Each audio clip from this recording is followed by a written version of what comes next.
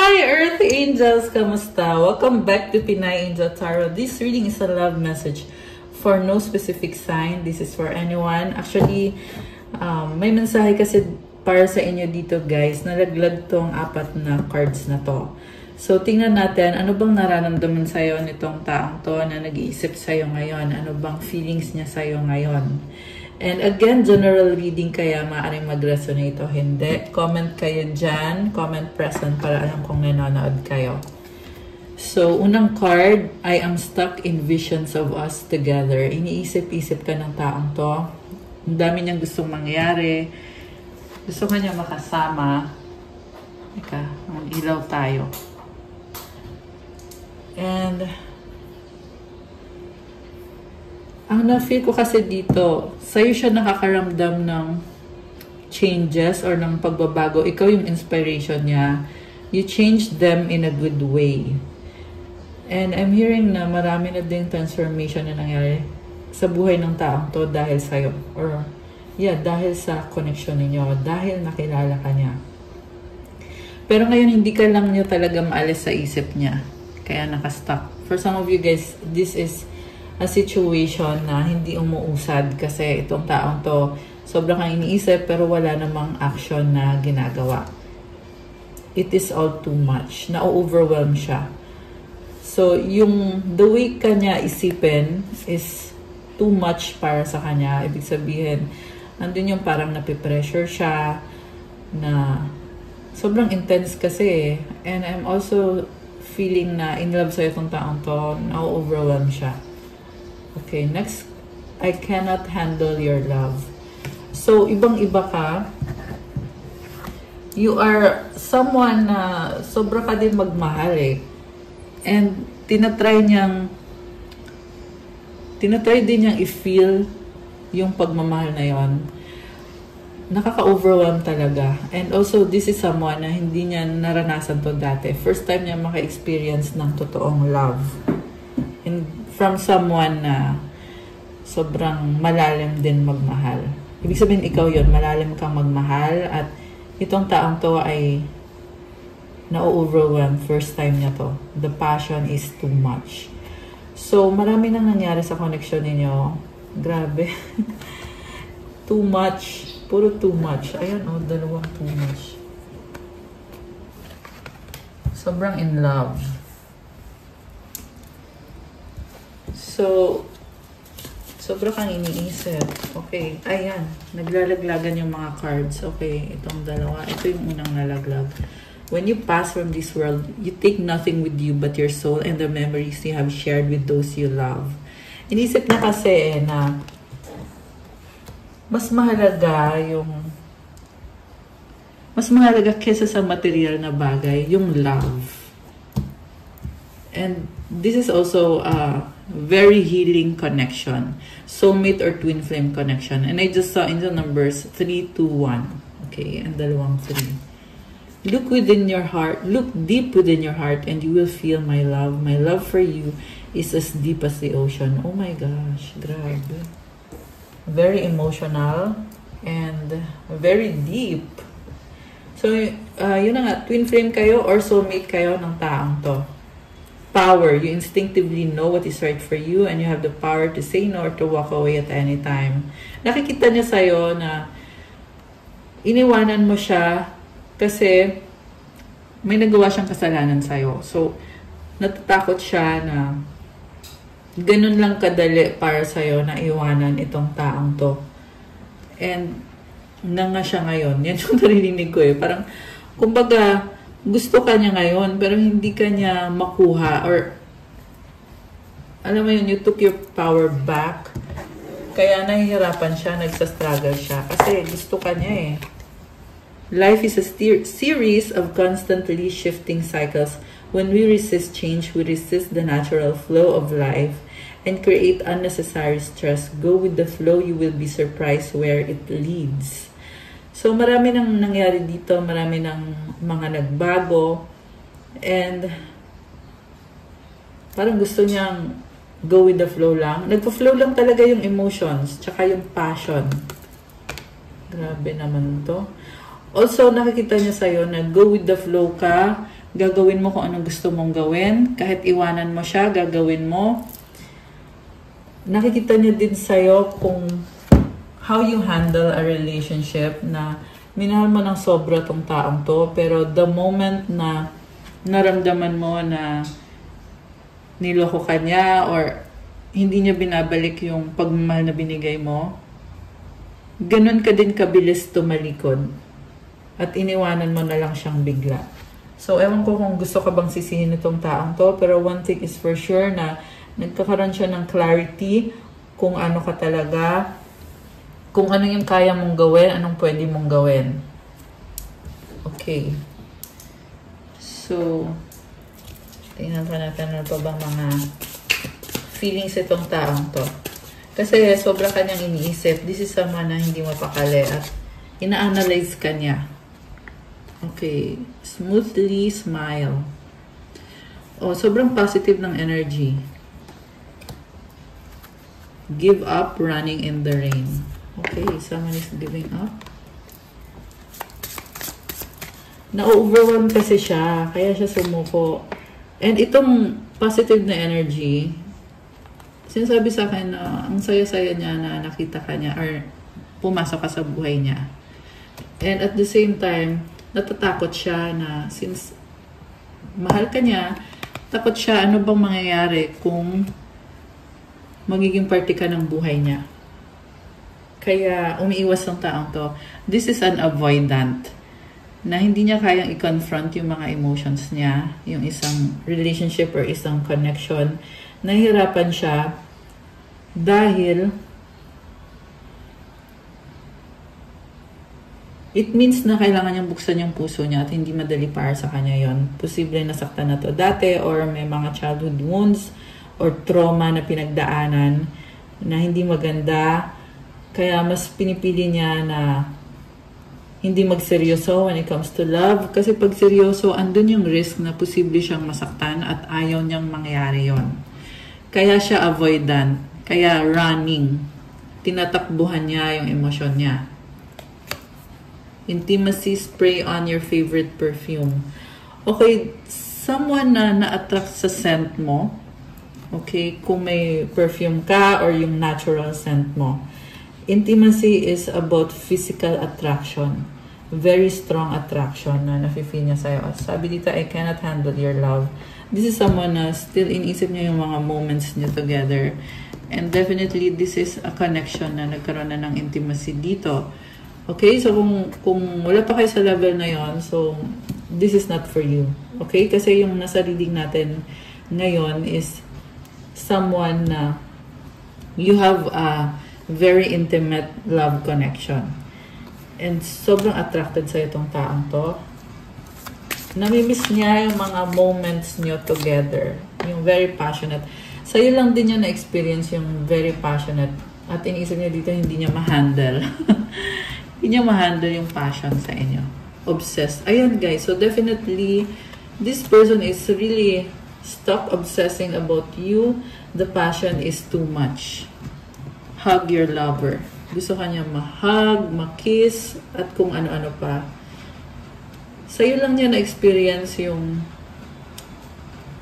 Ito nga yung problem sa taong to kasi sobrang siyang attracted sa'yo. Definitely, you make this person happy at excited siya kasi gusto niya mag-spend time with you. Makita ka, mahawakan, makasama ka. Pero nahirapan siya when it comes to confronting things na kailangan niyong pag-usapan sa relationship niyo. Tinatakbuhan niya. Yan yung problem dito. Pero hindi kanya kayang i-let go. Persistence or persist in cycling around the mountains.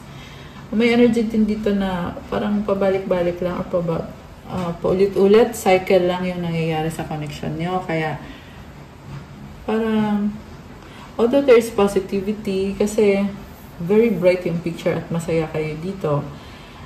And binabalikan niya pa rin yung mga moments ninyo together. Grabe. Ang nafi ko dito, you had so many moments or you have happy moments na sobrang saya niya. Reminiscing siya. Reminiscing about the times that you spent together. Super in love yung nakikita ko dito. And okay din yung compatibility nyo. Kung sino man itong nasagap natin dito. So, sobra siyang na-overwhelm. Bakit? Okay. Yeah, kasi avoidant yung nasagap natin. Okay, napunta to dito. Okay. Yeah, confused. Natatakot. Pero hindi ko to ilalabas, guys, ha. Pero ang energy kasi nito is, kita mo naligaw, di ba? Itong card na to, naligaw to dito sa tarot deck na to. Okay, posible naligaw siya ng landas eh, kasi nalito siya. Okay, pero kung nangyari man yun na naligaw siya ng landas at nagkaroon siya ng third party, ang nakikita ko kasi dito is, ikaw lang lahat yung iniisip niya ngayon. So, they probably let go of the third party. Or, at least sinasabi dito, ikaw yung iniisip niya, nakafocus lang siya sa'yo. Holy, go to the museum. This is about healing. And this is good kasi nare-recognize niya kung anong mali sa kanya, na takbo siya ng takbo, na mabilis siyang sumuko, hindi niya na-confront yung mga issues. And now, on the process of healing itong taong to. 11:14, ayan. Angel numbers. Uncertainty, city walk. So, fear pa rin to eh. Although, anto na siya sa process of healing, and this is good kasi this person is, I'm hearing na hindi niya minamadali, taking it slow on the process of healing. Kasi gusto ka na niya makasama, namimiss ka na niya. Obsessed nga kasi sa'yo. Nag-obsess siya kasi matagal na ata kayo hindi nagkita nitong taong to. Matagal-tagal na. Feeling niya masyado ng matagal. Okay? Namimiss ka na niya. Namimiss niya yung good times ninyo. And yung iba sa inyo guys, meron kayong date na nagpunta kayo, nag-walking kayo, something like that, na naiisip niya yon. O, merong boat dito. This is about movement. Possible na magta-travel itong person na to papunta sa'yo. Ayan, merong bike. So, nagbabike ba tong taong to? So, cycling and then merong bike dito. So, some of you guys are LDR, magta-travel. Merong sun. This is positivity and new beginning. City. Merong city. So, yung iba sa inyo guys, issue pa yon kung kailan kayo magkikita, paano siya magta-travel, kailan siya magta-travel. Kasi uncertain eh. So, iniisip niyo yun na paano kaya kita mapupuntahan, kailan kaya tayo magkikita, I wanna spend time with you. Your favorite perfume. Okay, baka meron siyang i-gift sa'yo. Okay, or baka gusto niya ikaw bigyan ng flowers, roses. This is a very passionate energy. And itong city walk, this is also about travel, which is passion din yon. Sun, positivity, at the same time, uncertain. So, andun yung fear. Okay. Family, chat with parents. I'm hearing grow old with you. Have a family with you. Yan yung gusto niya mangyari. And for some of you, there's something about family din na iniisip niya. Baka gusto niya makausap yung parents mo. Or gusto niya makipag-close sa parents mo, sa family mo. Separation, delete an app you rarely use. Okay. So, ano kaya yung binura dito? Baka merong dating apps na binura. Diba? Separation. Merong cellphone dito eh. Tinitingnan ka niya sa social media.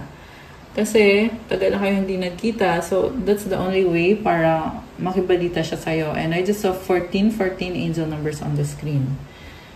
So, hinahanap-hanap ka nito sa social media, nagsastalk. Ayan, obsessively stalking. Very passionate in stalking you. Alam mo, may pinagsasalosan tong taong to. Takot na takot siya na mapunta ka sa iba. Okay? Nagsastalk siya sa'yo eh. Posible may pinost ka na may kasama kang ibang person at nakikita niya yon na mukhang in love ka sa ibang tao. Which is, syempre, masakit yun sa kanya. Ano itong nasa ilalim? Life is a series. Okay, kasi nakikita ka niya, go with the flow ka eh. Ibig sabihin, ngayon, separate na kayo, hindi na kayo magkasama, iba na yung kasama mo. And it's too much for this person. Meron din dito nagsiselos kasi the passion between you is too much. Okay, mukhang possible din na may other person nakadeal itong taong to na nakikita na masaya kayo. Or attracted sa'yo itong taong to, sinustokan itong taong to, at nakikita yon ng person sa paligid niya or mga tao sa paligid niya. Although, like I said, nakafocus yung taong ito sa'yo. Pero merong other person pa dito na nakatingin naman sa taong to. And ikaw, may nakikita din ako dito na option on your end na pinagsaselosan din itong taong to. So, ano bang mga intention niya or gusto niyang sabihin? Straight to the point na tayo. Ano bang intention niya sa'yo? Okay, I hate you. Okay, galit. Bakit? Lack of communication. Okay, so, ikaw ata yung nag-block sa kanya. Kaya may I hate you. So, hindi siya masaya dun sa hindi kayo nag-uusap. I love you. Oh my gosh. I can't move on from you. Okay. So, hindi siya masaya kasi hindi kayo nag-uusap. Pero, syempre, mahal ka nitong taong to kasi kaya hindi siya makamove on sa'yo. I want to be with you sa bottom of the deck. Oh my gosh. Intense. Libra. Oh my gosh. Okay. Libra yung kadil mo or one of the signs in their chart, Sun, Moon, Rising, or Venus, or kung anong placement man yan. Yung energy din kasi ng Libra, this is someone very harmonious. So, kahit hindi Libra, or kahit walang Libra sa chart, this can still resonate. This is someone na yung energy niya is, gusto niya magkaroon ng peace and harmony sa inyo. Gusto niya ng love. Gusto niya i-enjoy yung connection niyo. I need more time. Okay. Ano pa gustong sabihin? Itong challenges, obstacles. Okay. May mga tinatry siyang ayusin sa life niya, kaya kailangan pa niya ng time. Or, yan yung nangyari in the past, kaya hindi siya nakapag-effort kasi may mga problems. I long to be with you. Pisces. Okay, gusto ka niya makasama. Yung energy ng Pisces is very emotional and mysterious at the same time. Ibig sabihin, sinisikreto niya na gusto ka niya makasama. Hindi niya sinasabi openly sa'yo. I want to talk to you. Okay. Gusto ka niya makausap. Clearly, there is unfinished business and you have Sagittarius energy. This is someone na very passionate pero may fear. Medyo wishy-washy kasi natatakot na baka i-reject mo siya. Pero itong energy ng Sagittarius, kahit hindi siya Sagittarius, okay lang yun guys. Pero yung energy kasi nito is talagang gusto niyang mag-work out yung mga bagay-bagay sa inyo. Very passionate siya sa'yo at gustong makipag-usap sa'yo. May pride or ego to control of me. So ito nga yung naging problem dito. You hurt me. So, merong sisihan. I have so much things running in my head. Okay. Na-overwhelm siya at ma-pride din siya. Okay. May nasense din ako dito na parang nag-iisip kung sinong sisisihin. May ganun eh. And, kaya lang naman niya ginagawa yan kasi natatakot. Natatakot masaktan, takot i-reject, love me. Ayan. So, make a wish, guys. Tingnan natin anong kasagutan. Okay. Make a wish. Ay, sandali. Ito pala yung uunahin ko. Make a wish now. Ito, mag-wish kayo, guys.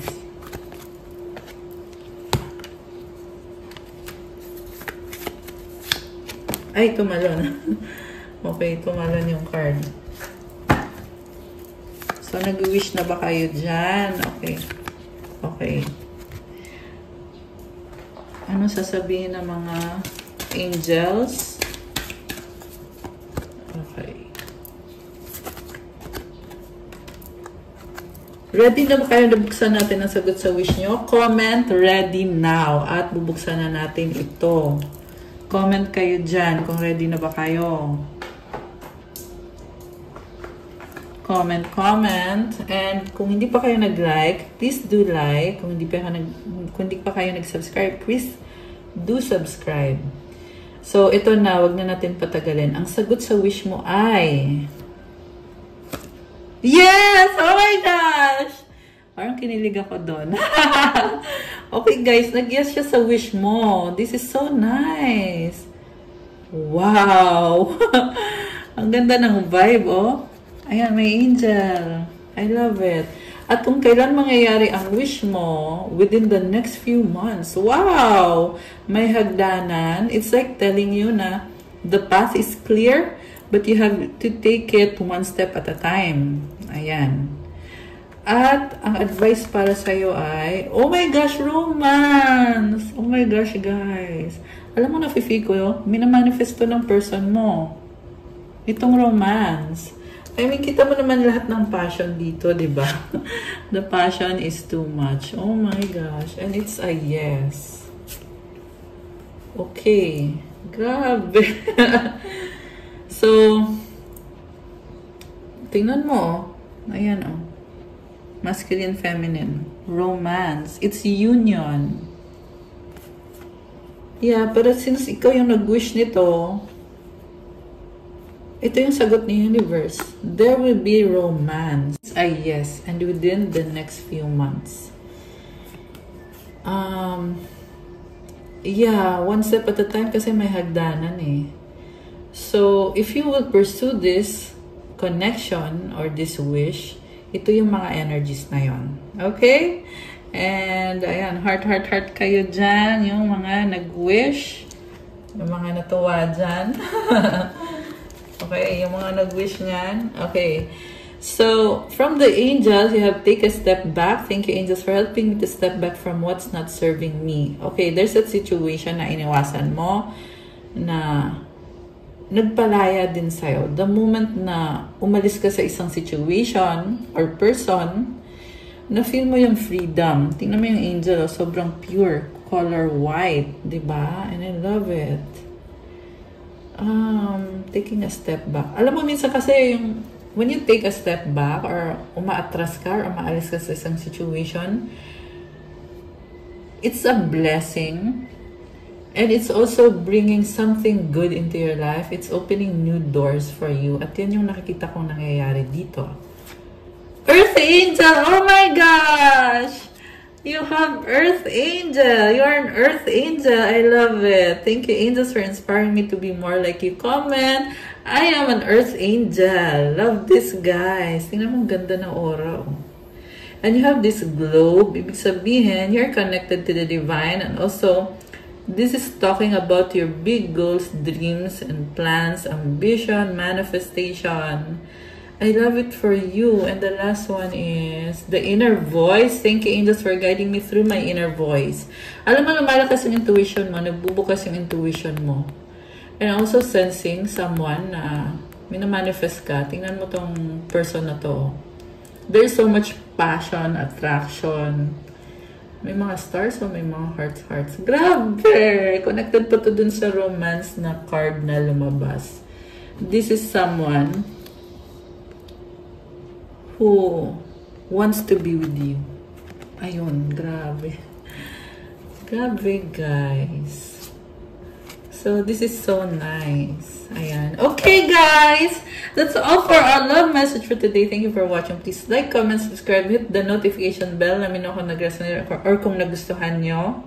Kung kailangan nyo ng gabay, kung nag-resonate at kailangan nyo ng more information, pwede kayo magpa-private reading. May bayad po yon kasi ikaw mismo yung i-reading. Tingnan nyo na lang po sa description box. Nakalagay po dyan yung Viber ko, yung WhatsApp ko. Message na lang kayo doon for faster transaction. And check out my Instagram if you want to start your crystals journey. May mga crystal bracelets na tutulong sa'yo sa manifestation mo para gumanda yung energy mo. And to attract love, money, wealth, prosperity, abundance. Infused with special prayers and mantras at maraming benefits. So, tingnan nyo na lang po doon at pa-follow na din po ako sa aking mga social media accounts. Thank you. I love you guys. Thank you, Earth Angels. Good night. Stay safe. God bless you all and I'll see you again soon. Bye!